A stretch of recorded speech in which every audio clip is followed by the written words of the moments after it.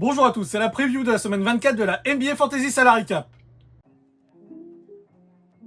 Après 23 semaines de compétition, on connaît les équipes qualifiées pour la pré-saison. Il reste encore 7 à 8 matchs pour chaque équipe pour déterminer les seeds. Il y a des équipes qui vont encore se battre jusqu'au bout pour éviter les play-in. Je pense aux Hawks, Raptors, Sixers, Timberwolves, Rockets et Suns.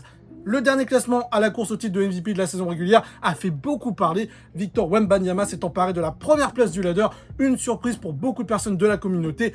Évidemment, ça serait plus logique de voir Shai Gilgeous-Alexander à cette position, étant donné que le Thunder est premier de la conférence Ouest.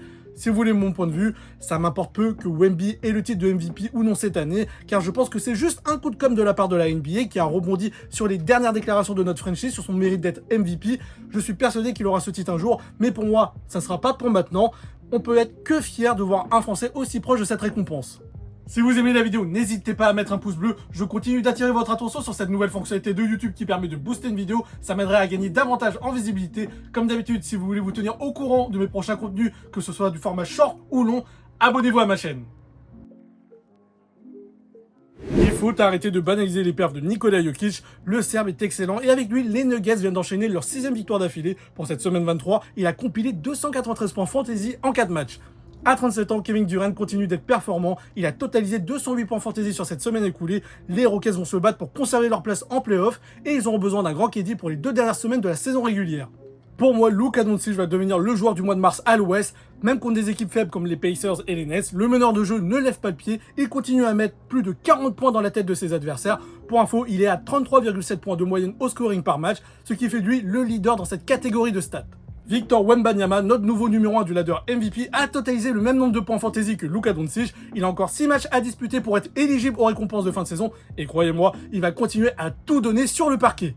Et pour finir, une petite mention pour Dennis Jenkins, qui assure parfaitement sur le terrain en l'absence de Cade Cunningham. Il a été l'auteur d'un énorme match contre les Lakers. Il a enregistré 30 points, 4 rebonds et 8 passes. Et le plus important, c'est lui qui a inscrit le panier de la gagne. Voici le calendrier de la semaine 24. Seuls les Nuggets et les Trail Blazers disputeront que 2 matchs cette semaine.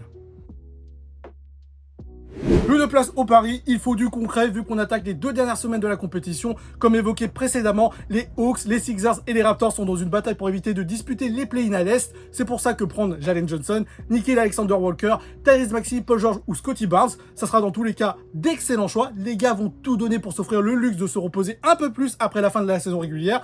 C'est un peu le même cas de figure avec les Timberwolves, les Rockets et les Suns.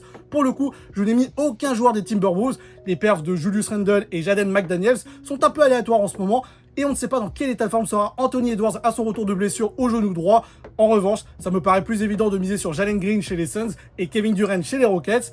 J'ajoute Victor Wembanyama à la liste. Les Spurs sont certes qualifiés, mais l'Alien doit disputer encore 6 matchs pour être éligible aux récompenses individuelles et connaissant sa mentalité, il ne va pas chercher à s'économiser sur le terrain.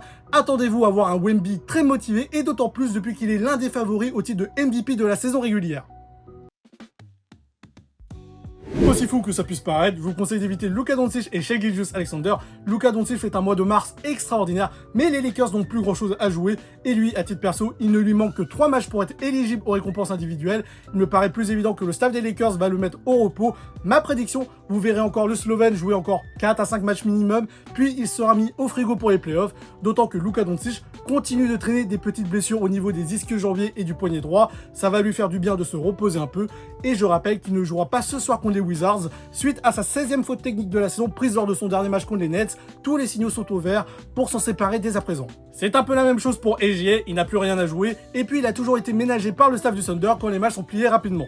Du côté de Portland, je ne pense pas que les Trail Blazers ont besoin de faire jouer davantage Deni Avdija. Je pense qu'ils ont complètement accepté leur place en play-in. Ils n'ont aucun intérêt à perdre bêtement leur meilleur joueur, surtout qu'il revient d'une grosse blessure au dos. Du côté de Charlotte, la Melo Ball m'a fait mentir en ayant joué beaucoup de matchs et surtout en étant excellent cette saison. Le souci, comme il a un passif avec les blessures, c'est la fausse bonne idée de le sélectionner maintenant. Je pense que les Hornets ont aussi accepté leur place en play-in et ça serait plus judicieux de mettre au repos leur meneur de jeu. Et pour finir, c'est la fin de saison pour les Bucks.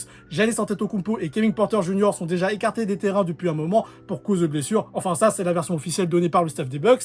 Je pense que Ryan Rollins va prendre le même chemin que ses compères et possible que Miles Turner se joigne aussi à eux. Ça sera tout pour aujourd'hui, je vous dis à très vite pour la dernière preview de la saison. Ciao!